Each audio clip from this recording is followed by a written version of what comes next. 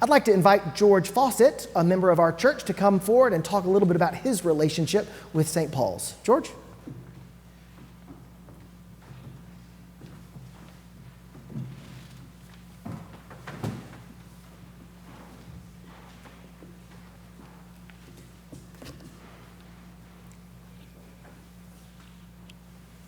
Thank you, Evan. Good morning. For probably the last 25 years approximately, I've attended the 7:30 services here at St. Paul's, and prior to that, our family attended 8:45 services.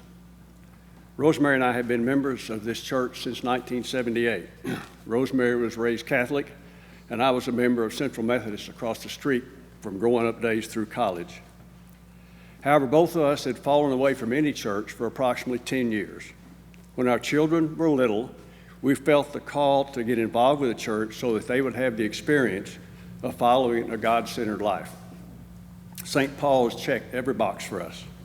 We joined, our son was baptized by Don Amundsen in this sanctuary, and we have never looked back.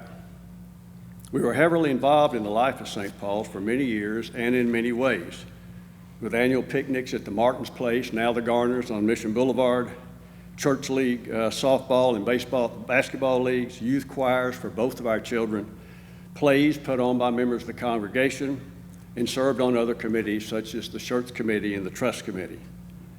Rosemary served on the vestry a number of years ago, and I served in that capacity most recently. Our activity has lessened in recent years, but we're still strong believers of St. Paul's mission and support that mission financially. We do that because we are steadfast in our belief that what happens in this place, spiritually and outwardly in our community, enables our world to be a better place.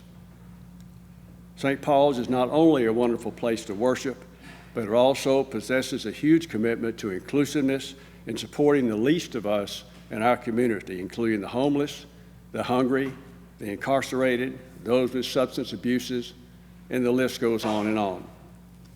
Our financial support is one way we stay connected to that mission.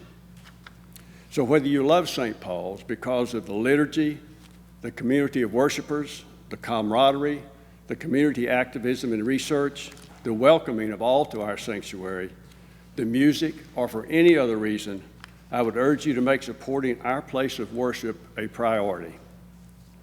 I would leave you with a quote from our church that means so much to me that I share it often with friends and acquaintances who are not a part of this congregation. Just before we celebrate the Eucharist every Sunday, the words are spoken. No matter where you are in your pilgrimage of faith, you're welcome in this place and at our table.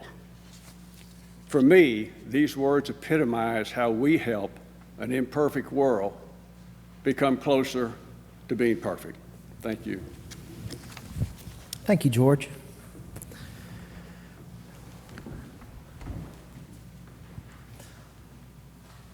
Whoever you are and wherever you are on your pilgrimage of faith, you are welcome in this place and you are welcome at God's table. Lay not up for yourselves treasures on earth where moth and rust consume and where thieves break through and steal, but lay up for yourselves treasures in heaven where neither moth nor rust consumes and where thieves do not break through and steal. For where your treasure is, there will your heart be also.